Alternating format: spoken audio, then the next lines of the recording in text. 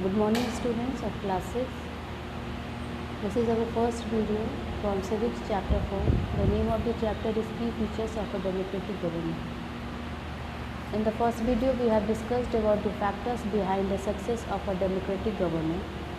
Now we will see here the next factor behind the success of a democratic government is resolving conflicts. We have discussed about people's participation and right to freedom in that video. Now we will see here the resolving conflicts and equality and justice are the next factor behind the success of a democracy.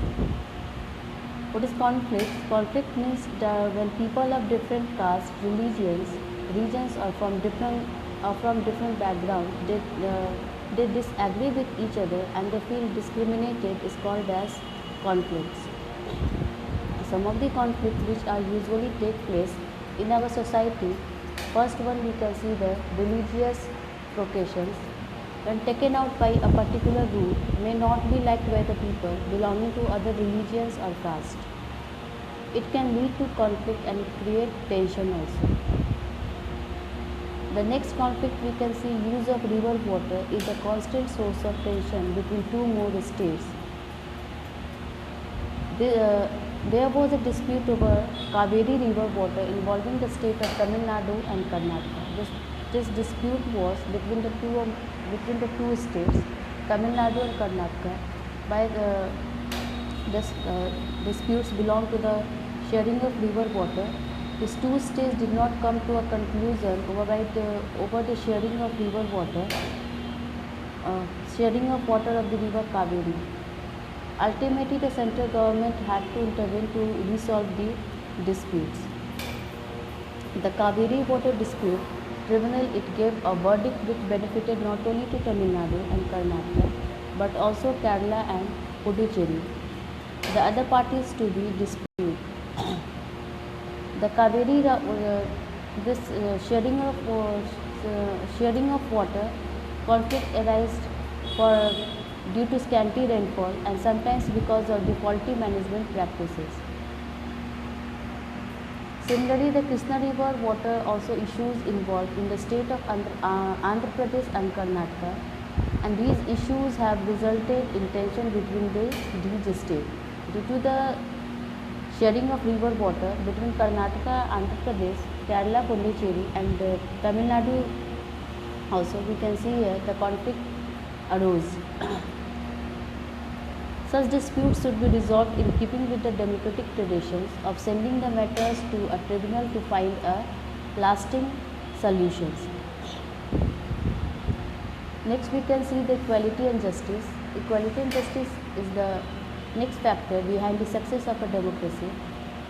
Political democracy is meaningless unless it is accompanied by economic equality and social justice.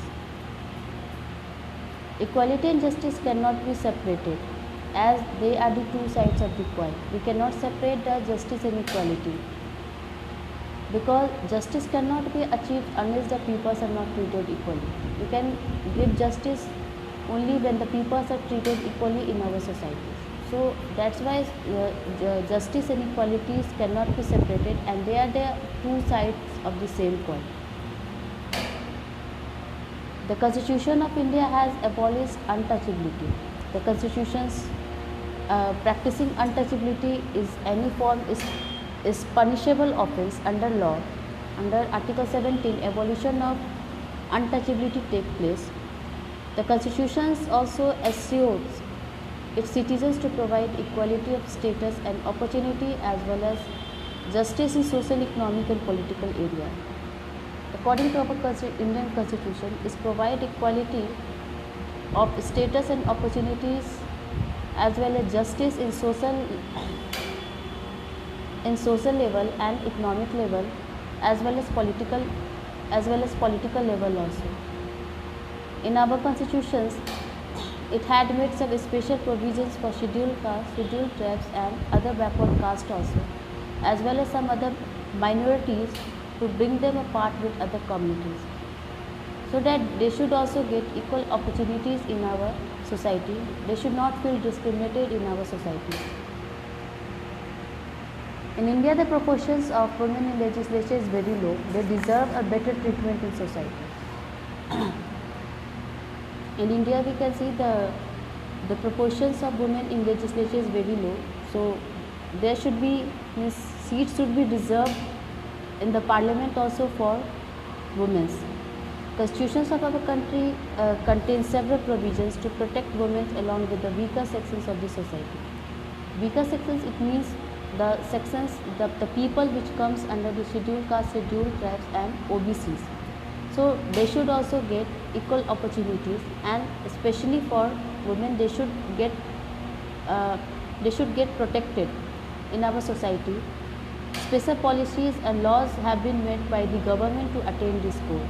Some policies were made by, some rules and regulations have been made by the government to attain this goal for the weaker sections of our society. Now we can see here the homework. The first is very short answer question. What is a representative democracy? So the representative democracy is a democracy in which people do not govern directly.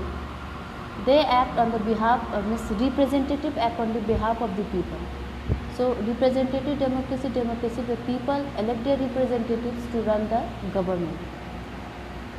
Why are elections held at regular intervals in a democracy? We know the elections are held at regular intervals in a democracy, so the power of the government is controlled by the people. Elections are held at regular in a regular intervals, so the power should be controlled by the government, and a government is formed for a fixed period of time. In India, we have tenure for the government only 5 years, but in America, the tenure for the government is 4 years. What is the normal tenure of a government? The normal tenure of a government is only 5 years. What do you mean by a democratic government? So a democratic government refers to a representative government in which power lies in the hand of the people, or we can say power of the people. Democracy means power of the people, where people of a country do not participate directly. They elected their representatives, and representatives act on the behalf of the people is called as a democratic government.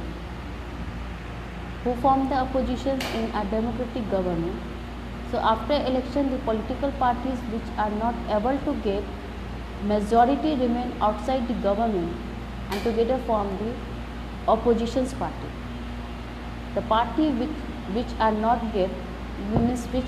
able to get majority number of seats, they only form the oppositions party. Now we will see short answer questions. The first question is, describe how government is formed in a representative democracy. So in a representative democracy, government is formed by the representatives chosen by and responsible to the voters. Means representatives are chosen by the people. The voters do not rule directly. Means people do not rule. They do not govern directly. The voters elect a representative to act on the behalf in governing in the political society. On behalf of the people who governs their representatives act on the behalf in governing the political society. Next question is, distinguish between government and oppositions, and the second is a majority government and a coalition government. Government means the political party with the largest number of seats can form the government only, and if it receives the support of other parties, if the government receives the support of the other party, well, the parties that are in the minority form the oppositions. So government means the party, the political party which achieves number of votes, number of seats, they can only form the government, and oppositions means those parties which are not able to get majority of seats, they only form the oppositions party. The next question is a majority government and a coalition government. The difference between majority government is the governing party which having majority of seats in the legislature. Those government which have number of seats in the legislature, in the parliament, they are called as majority government, and coalition government is that government which form means when number of parties join together and form the government is called a coalition government.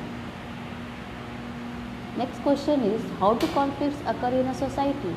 So conflict, it takes place when people of different caste, religion, reasons or different backgrounds, they are disagree with each other and they feel discriminated also. In this way the conflicts occur in our society.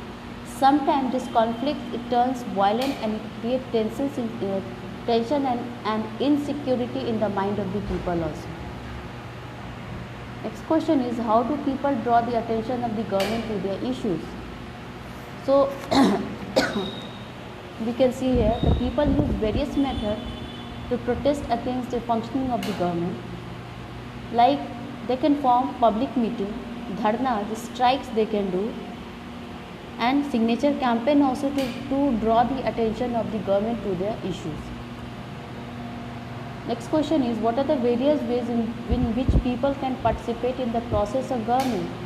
So the various ways in which people can participate in the process of government are as follows. By taking interest in the working of the government. First, we should take interest in the functioning of the government, that government is working properly or not, and if we are not satisfied with the working of government, we can change the government in the next elections. Next, by criticizing the government on various unpopular issues. We can criticize the government also on their various unpopular issues by taking out the rallies and by holding the signature campaign. These are the methods in which people can participate in the process of government. Process of government. So this is all for today, students.